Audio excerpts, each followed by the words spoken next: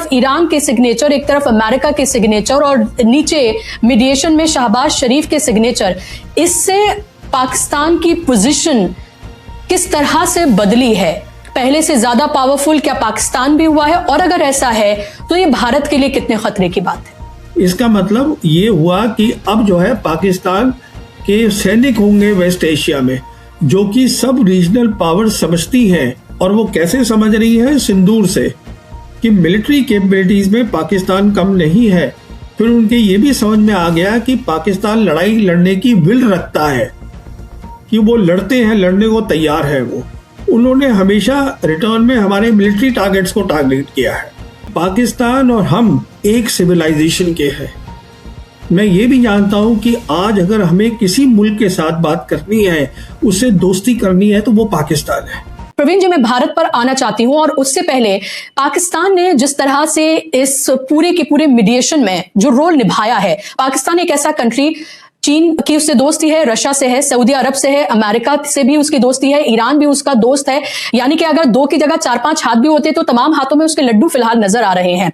ये फिलहाल जो उसने मीडिएशन किया है, एक तरफ ईरान के सिग्नेचर, एक तरफ अमेरिका के सिग्नेचर और नीचे मीडिएशन में शहबाज शरीफ के सिग्नेचर, इससे पाकिस्तान की पोजीशन किस तरह से बदली है? और क्या आपको लग रहा है कि पहले से ज्यादा पावरफुल क्या पाकिस्तान भी हुआ है? और अगर ऐसा है तो ये भारत के लिए कितने खतरे की बात है? देखिए, पाकिस्तान की कहानी मैं आपको शुरू करके बताता हूँ ऑपरेशन सिंदूर से। ऑपरेशन सिंदूर लड़ाई जो थी वो सिर्फ 4 दिन की थी, पर उस 4 दिन की लड़ाई के बाद अमेरिका ने ये फैसला किया, जो उन्होंने लिखा हुआ है अपनी यूएस कांग्रेस रिपोर्ट में 2025 की, कि इन 4 दिन की लड़ाई के अंदर जो क्लैश हुआ था, पाकिस्तान ने इंडिया से बेहतर किया है। उसी का नतीजा था कि 2025 के एंड में जो पाकिस्तान और सऊदीज हैं, उनका डिफेंस एग्रीमेंट हुआ, याद करिएगा। तो ऐसा नहीं है कि पाकिस्तान और सऊदी अरेबिया के मिलिट्री ताल्लुकात पहले नहीं थे, वो 70s से हैं। पर यह पहली बार हुआ कि उनका एक फॉर्मल डिफेंस एग्रीमेंट हुआ। इसका मतलब ये हुआ कि अब जो है पाकिस्तान के सैनिक होंगे वेस्ट एशिया में। उसके बाद आप देखिएगा कि ये लड़ाई शुरू हो गई। इस लड़ाई के शुरू होते ही क्या हुआ, पाकिस्तान पहले तो फैसिलिटेटर बना। क्यों फैसिलिटेटर बना? क्योंकि पाकिस्तान के सिंदूर के कारण, जिसमें सिंदूर ने बहुत बड़ा रोल प्ले किया, उनके रिश्ते जो हैं अमेरिका के साथ बहुत अच्छे हो गए, प्रेसिडेंट ट्रंप के साथ। याद करिएगा, प्रेसिडेंट ट्रंप ने जो पाकिस्तान के आर्मी चीफ है फील्ड मार्शल आसिम मुनीर, उसको 2 जून 2025 में लंच के लिए बुलाया था व्हाइट हाउस में। 1-on-1 लंच हुआ था, बातचीत हुई थी। तो जैसे आप बता रही हैं, पाकिस्तान आज एक ऐसा मुल्क है जो मल्टीपोलर वर्ल्ड में तीनों बड़ी ताकतों के साथ उसके रिश्ते अच्छे हैं, और वो ऐसा मुल्क है जो कि सब रीजनल पावर समझती हैं। अब उनको समझ में आ गया है कि जो मिलिट्री कैपेबिलिटीज है, और वो कैसे समझ रही है? सिंदूर से, कि मिलिट्री कैपेबिलिटीज में पाकिस्तान कम नहीं है। फिर उनके ये भी समझ में आ गया कि पाकिस्तान लड़ाई लड़ने की विल रखता है, कि वो लड़ते हैं, लड़ने को तैयार है। वो हमने जितने भी ऑपरेशंस किए हैं पाकिस्तान के साथ पिछले 12 साल में, हमने हमेशा उनके टेररिस्ट टारगेट को टारगेट किया है। उन्होंने हमेशा रिटर्न में हमारे मिलिट्री टारगेट्स को टारगेट किया है। मिलिट्री टारगेट का मतलब होता है you are showing the will to fight. फिर वो मुस्लिम कंट्री है, फिर वो वही अकेला मुस्लिम कंट्री है जिसके पास न्यूक्लियर वेपन्स है। फिर वो एक ऐसा मुल्क है जहां पे डिप्लोमेसी बहुत अच्छी वो समझदारी से करते हैं। अगर उनको थोड़ी सी किसी की बढ़ाई भी करनी होती है, वो कर देते हैं। हमने जैसे प्रेसिडेंट ट्रंप को नहीं दिया ये श्रेय कि आपने सीज फायर करवाया है, उन्होंने फौरन दे दिया पाकिस्तान ने, और ये भी कह दिया कि साहब जो है आपको पीस प्राइज के लिए, हम नोबेल पीस के लिए नॉमिनेट करते हैं। कहने का मतलब ये है, पाकिस्तान ने 3 बड़ी बड़ी चीजें हासिल करी हैं। पहली बात, शुरुआत हुई थी एज अ फैसिलिटेटर। 11 अप्रैल को जब ये पहली बार हुआ था कि दोनों साइड बातचीत करेंगी, तो इस्लामाबाद में तय हुआ था बातचीत होगी। आपको याद होगा वो 11 अप्रैल को था। फैसिलिटेटर का मतलब सिर्फ इतना होता है कि आप जगह जो है ऐसी बनाएं दोनों साइड के लिए, जो दोनों साइड को लगे कि हाँ मैं यहां पर सिक्योर हूं। सो दे वर ओनली द फैसिलिटेटर। उसके बाद वो मीडिएटर बन गए। मीडिएटर का मतलब होता है कि आप दोनों साइड आप बात नहीं कर रहे हैं एक दूसरे से, तो आप एक साइड के पास जाइएगा, उसकी प्रॉब्लम समझिए, दूसरी साइड को बताइए, वो बताएगा आपको मेरी क्या प्रॉब्लम है, तो आप मीडिएट कर रहे हैं। उसके बाद अब क्या हुआ है, क्योंकि उनको ये जो उनकी काबिलियत मैंने आपको बताई है, एक लौता कंट्री है जो वेस्ट एशिया का कंट्री नहीं है, पर उसको वेस्ट एशिया में शामिल कर लिया गया है। और वो शामिल कैसे हुआ है, अगर आप देखिएगा जो एमओयू साइन हुआ है, जो ईरान ने एमओयू साइन करा है, उस पर लिखा हुआ है इस्लामाबाद एमओयू। और जो तीन बड़ी बड़ी और जो ताकतें हैं रीजनल पावर्स दैट मैटर, कौन सी हैं रीजनल पावर्स? जैसे कि इजिप्ट है, जैसे सऊदी अरेबिया है, टर्की है, उसमें पाकिस्तान भी शामिल हो गया है। तो आज पाकिस्तान जो साउथ एशियन कंट्री है, अब वो जुड़ चुका है वेस्ट एशिया के साथ। तो अब आप समझ सकती हैं वो कहां से कहां पहुंच चुका है। जी, ये तो एक तरह का रेवोल्यूशन है कि किस तरह से कहां वो पहुंचा है, और आपने बेहतरीन तरीके से उसको यहाँ एक्सप्लेन किया है। और इसी में जुड़ा हुआ मेरा सवाल ये था कि आखिर प्रवीण जी, ये क्या अचानक हम ये होता हुआ देख रहे हैं, या फिर ये एक पाकिस्तान की लॉन्ग स्ट्रैटेजी थी जिसका हम नतीजा यहाँ पर हम सामने आता हुआ देख रहे हैं? या आप ये देखते हैं कि जो जिस तरह से ज्योग्राफी है उसकी, वो उसको बहुत सूट करती है, या जो एक मिलिट्री पावर है, न्यूक्लियर पावर है, इसलिए वो सूट करता है उसको? क्या आखिर रीजन है कि चाहे हम अमेरिका की बात करें, चाहे हम ग्लोबल नॉर्थ की बात करें, ग्लोबल साउथ की बात करें, दोनों तरफ की जो पावर्स हैं वो पाकिस्तान से हाथ मिलाना चाहती हैं या पाकिस्तान के साथ खड़ी हुई हैं? देखिए, सब कुछ है, मुस्लिम नेशन है, न्यूक्लियर वेपन है, कनेक्टिविटी है, ज्योग्राफी है, पर सबसे बड़ी बात यह है जो हमें समझनी है कि उनके जो जनरल्स हैं आर्मी के, वो फॉरेन पॉलिसी में बहुत ज़्यादा अच्छे हो गए हैं। इसकी मैं आपको मिसाल देता हूं कि 1998 में जब हिंदुस्तान ने न्यूक्लियर टेस्ट किए थे, तब अमेरिका क्लिंटन एडमिनिस्ट्रेशन थी, वो कोशिश कर रहे थे कि पाकिस्तान टेस्ट ना करे। तो जो उनके एक बहुत रिप्रेजेंटेटिव थे, स्ट्रोप टैलबर्ट, अमेरिका के डिप्टी सेक्रेटरी ऑफ स्टेट थे, वो कोशिश कर रहे थे कि उस समय जो उनके प्राइम मिनिस्टर हैं नवाज शरीफ, उनको कांटेक्ट करें, तो नवाज शरीफ के दफ्तर में कोई फ़ोन ही नहीं उठा रहा था। फिर उन्होंने जो आर्मी चीफ थे जनरल जहांगीर करामत, वहाँ फ़ोन किया, उन्होंने कहा आ जाइए हमसे बात करिए। तो बात हुई, उसमें जहांगीर करामत ने दो टूक बोल दिया अमेरिकन को, ये हमारी नेशनल सिक्योरिटी है, हम कॉम्प्रोमाइज़ नहीं करेंगे, आप जाइए। तो उन्होंने उसके बाद उन्होंने भी टेस्ट किए, हम जानते हैं। उसके बाद एक नोट भेजा जनरल जहांगीर करामत ने फॉरेन ऑफिस में कि देखिए अब जो पाकिस्तान है न्यूक्लियर वेपन स्टेट हो गया है, तो अब हमारा भी रोल बन गया है डिप्लोमेसी में, फॉरेन पॉलिसी में। और अब आप अगर जो देख रही हैं, तो जो फील्ड मार्शल आसिम मुनीर है, जो रास्ता शुरू किया था जनरल जहांगीर करामत ने, वो आसिम मुनीर आगे ले गए हैं। ये जो बात हो रही है, जो ट्रंप भी बात करते हैं, वो कहते हैं माय फेवरेट फील्ड मार्शल। तो सारी देखिए, मैं ये नहीं कह रहा हूं कि उनके जो प्राइम मिनिस्टर हैं उनको नहीं मिलना चाहिए मतलब कामयाबी का, वो he should also get that thing, but the point is that more and more countries they want to talk to Field Marshal Asim Munir because they know that these people understand the diplomacy, they understand how to talk to them, because this is something they have worked very well and they are the people who are in power in the GHQ.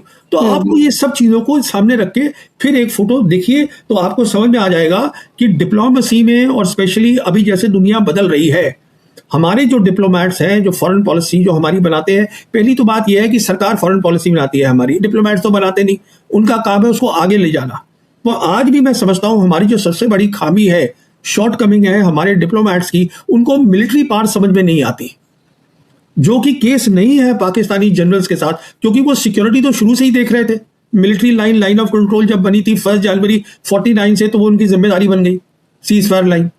तो उनको वो भी समझ में आता है, उनको ये भी समझ में आता है, और वो पीछे नहीं हटते किसी को थोड़ा सा बताने में कि हाँ साहब आपने सीज फायर कराया। You see, in terms of वो ये झिझकते नहीं है कि मैं ही सारा क्रेडिट ले लूँ, दूसरे को क्रेडिट दे देते हैं अगर उनका फायदा हो रहा है।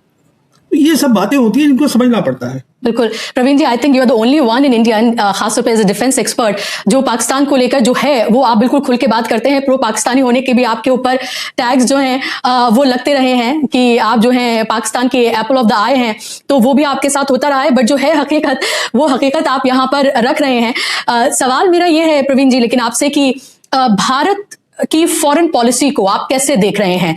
अभी हमने देखा कि राजनाथ सिंह जिन्होंने संसद में झूठ बोला कि ये पूछिए हमसे कि क्या हमारा कोई जवान शहीद हुआ है, कोई मारा गया है, तो मेरा जवाब है नहीं। और उसके इतने दिनों के बाद हम ये देख रहे हैं कि 6 जो जवान हैं, जो हमारे ऑफिसर्स थे, जवान ऑफिसर्स थे, उनकी शहादत हुई और उनके नाम हमें अब पता चल रहे हैं। ये कितना बड़ा धोखा है देश के साथ। ये एक तरह से आप ये देखें कि वो लोग जिन्होंने अपनी जान गंवा दी देश के लिए, उनके नाम तक भी आप सामने नहीं लेकर आए। ये किस तरह का ढोंग है? एक तो ये मेरा सवाल, और दूसरा हमारी फॉरेन पॉलिसी अगर जा कहां रही है। एक ऐसा मौका जो नरेंद्र मोदी को मिला, जिन्होंने गलतियां की जब ईरान के ऊपर ये इलीगल वॉर छेड़ी गई, और उसके बाद उन्होंने न श्रद्धांजलि दी, न सही से उन्होंने कंडेम किया, बल्कि जीसीसी कंट्रीज जितने भी उनको फोन कर करके वो बाकायदा तौर पर उसको कंडेम कर रहे थे। इजराइल के लिए तो उन्होंने क्या क्या किया वो पूरी दुनिया को अभी पता है, अमेरिका के आगे वो कैसे नतमस्तक है ये भी पता है। लेकिन एक मौका था कि वो इस हिस्टोरिक डे जो था उसमें वो शिरकत कर सकते थे, शायद पुरानी गलतियों को सुधार सकते थे, लेकिन वो भी उन्होंने गवारा नहीं किया। तो क्या कंप्लीटली भारत सरकार, नरेंद्र मोदी ये बता रहे हैं कि हम हैं तो ग्लोबल साउथ का हिस्सा, लेकिन हम खड़े हैं ग्लोबल नॉर्थ की तरफ, और ऐसी क्या मजबूरी है? क्या वो समझ नहीं पा रहे हैं कि ये दुनिया जो है वो बदल गई है इस वॉर के बाद? देखिए, आपने इसमें 2-3 सवाल उठाए हैं जिसके जवाब मैं देता हूं। पहली बात, आपने फॉरेन पॉलिसी की बात करी है। देखिए, मैं तो करीबन 4 साल से कह रहा हूं, कम से कम 4 साल से कह रहा हूं कि हमारी फॉरेन पॉलिसी गलत है। और उसमें गलती क्या है कि दुनिया बदल गई है। आज एक बड़ी ताकत नहीं है, आज 3 बड़ी ताकतें हैं। 2 बड़ी ताकतें हमारे साथ ज्योग्राफिकली हमारे से नजदीक है, ये आप समझिएगा, रशिया है और वो है चाइना है, हमारे से बिल्कुल जुड़े पड़े हैं। फिर क्या हुआ है कि जो पूरी जियो पॉलिटिक्स है, जिसको हम बोलते हैं ट्रेड, कनेक्टिविटी, पावर, वो और कंटेस्टेशन, ग्रेट पास का, वो सब हमारे रीजन में आ गया है। तो हमें उसका फायदा उठाना चाहिए। हमें क्या, देखिए, अमेरिका एक बड़ी ताकत है, पर अमेरिका हमारे से 12,000 किलोमीटर दूर है आज, और वर्ल्ड मल्टीपोलर है। तो मैं कह ही रहा हूं कि हमारे को अगर अपने, देखिए, फॉरेन पॉलिसी का मतलब होता है कि जो हमारे गरीब लोग हैं, बहुत गरीब मुल्क है ये हिंदुस्तान, उसके लिए आप कुछ ऐसा करिएगा कि आपको उन लोगों की मदद हो सके, उनकी बेहतरी हो सके उनकी जिंदगी के अंदर। तो उसमें तो मुझे कोई शक नहीं है, फॉरेन पॉलिसी गलत है। अच्छा, अब आपने बात करी डिफेंस मिनिस्टर के बारे में। देखिए, ये बातें होती हैं जो याद रहती हैं लोगों को। अब मैं आपको याद दिलाता हूं 2019 की। 2019 को जब बालाकोट अटैक किया गया था, उस समय अगर आप याद करिएगा तो क्या हुआ था, हमने खुद अपने एक, हमारा जो था हेलीकॉप्टर, हमारी ही मिसाइल से उसको गिरा दिया था। याद करिएगा, 6 या 7 लोग हमारे उसमें मारे गए थे। एयरफोर्स ने अपनी मिसाइल से अपने ही हेलीकॉप्टर को गिरा दिया था उस पूरे कंफ्यूजन में, जो जब उन्होंने हमारे पे वो काउंटर अटैक किया, जिसको बोलते हैं ऑपरेशन स्विफ्ट रिटॉर्ट, जो पाकिस्तान ने किया था हमारे ऊपर, once we had done the Balakot attacks.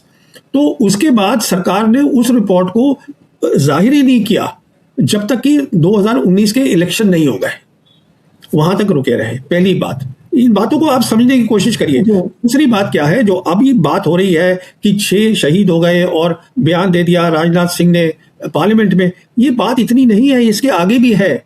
क्योंकि अभी तक ये नहीं हमको पता है कि जो एयर वॉर हुई थी 6 और 7 मई की नाइट को, क्या हमारा कोई जहाज गिरा था, क्या हमारा कोई पायलट जो जहाज में था वो जख्मी हुआ था, या क्या हुआ था उसका, वो तो हमें मालूम ही नहीं है। तो ऐसी बात नहीं है, ये बात कुछ और भी खुलेगी आगे चल के, सच सामने आएगा। कहने का मतलब ये है कि ये सरकार की जिम्मेदारी है कि आपका जो हुआ है, अब जैसे अमेरिका है, पता चल जाता है कि अमेरिका के इतने लोग मारे गए हैं उस लड़ाई के अंदर, इतने इनके हवाई जहाज गिर गए हैं, हमारा पता नहीं चल पा रहा है इन सब चीज़ों का। तो मेरे कहने का ये तो पहले दूसरी बात है। अब मैं बात करता हूँ अपने पाकिस्तान, जो मुझे थोड़ा सा आई स्टार्टेड स्माइलिंग कि I am the Apple of the I of Pakistan. ये गलत बात है बोलना, that is not true. What is true is that I mean that's not my claim. I just, कि आपको सोशल मीडिया पे इसी तरह से कहा जाता है। जी जी जी, that's not the point. For me most important country is India. This is my country, this is my motherland. But मैं जानता हूं कनेक्टिविटी का क्या मतलब होता है, मैं जानता हूं जियो पॉलिटिक्स क्या होती है, और मैं ये भी जानता हूं कि पाकिस्तान और हम एक सिविलाइजेशन के हैं। मैं ये भी जानता हूं कि आज अगर हमें किसी मुल्क के साथ बात करनी है, उससे दोस्ती करनी है, तो वो पाकिस्तान है। इसका मतलब ये नहीं है कि पाकिस्तानी मेरे क्या बारे में सोचते हैं, वो दूसरी बात है, पर मैं समझता हूं कि Pakistan is extremely important for India. Pakistanis they should be strong, we should have strong ties with them. हम एक ही लोग हैं 2 मुल्कों में, हमें इस बात को समझना है, ये मैं कहना चाहता हूं। जी, तो क्या इसीलिए ये ट्रैक टू डिप्लोमेसी कहें, कॉन्वर्जेशन कहें, क्या ये शुरू हुई है, जिसको सरकार ने कंप्लीटली ये कहा कि हमारे से कोई मतलब नहीं है, कोई एक्स ऑफिसर क्या बात कर रहे हैं और ये कोई ऑफिशियल नहीं है, इस तरह की बातें कही गई। हालांकि उसमें राम माधव भी थे, उसमें MM नरवणे भी थे, और ये मुलाकात कोलंबिया में हुई है। तो क्या इसको इस तरह से देखा जाए? और RSS ने भी अब से कुछ दिन पहले पैरवी की थी कि बातचीत होनी चाहिए। तो ये जो एक तरह का सॉफ्ट कॉर्नर खासतौर पर RSS की तरफ से जो देखने के लिए मिल रहा है, ये क्या आपको लगता है कि बिना सरकार की रजामंदी के ये हो रहा है? और इसको आप फिर किस तरह से देख रहे हैं? क्योंकि एक बार फिर से आपने पाकिस्तान की बात की, तो I thought I should bring this to. देखिए, जहां तक मोदी सरकार का ताल्लुक है, मुझे कोई शक नहीं है। आप ट्रैक 2 कर लीजिए, ट्रैक 3 कर लीजिए, 4 कर लीजिए, बाहर के मुल्क बुला के बातचीत करवा लें, पाकिस्तान के साथ हमारे रिश्ते नॉर्मल नहीं होंगे जब तक ये सरकार है, इसमें कोई शक नहीं है। और मैं आपको और आगे भी बता दूं, कई लोग मेरे से ये पूछते रहते हैं कि देखिए चीन के साथ रिश्ते कैसे नॉर्मल होंगे, तो मैं उन्हें कहता हूं, देखिए फॉरेन पॉलिसी जो तय हुई है इस सरकार ने जो की है कि हमको we should look in competition with China, हम चाइना के साथ पार्टनरशिप नहीं करेंगे, तो वो नहीं करेगी। और जहां तक पाकिस्तान का ताल्लुक है, मैं पहला इंसान हूं जो बहुत खुश होगा अगर पाकिस्तान के साथ हमारे रिलेशंस नॉर्मल हो। नॉर्मल का मतलब ये होता है कि हमारी जो दोनों हाई कमीशन है उसको आप पहले फुल स्ट्रेंथ पे लाइएगा। तो दोस्तों ये थी आज की वीडियो। आपने प्रवीण सुहाने साहब का एनालिसिस सुना। आप अपनी राय का इजहार कमेंट सेक्शन में कर सकते हैं। मजीद ऐसी रिएक्शन वीडियोस देखने के लिए हमारे चैनल को सब्सक्राइब कर लें। नेक्स्ट वीडियो में दोबारा आपसे मुलाकात होगी, तब तक अल्लाह हाफिज़।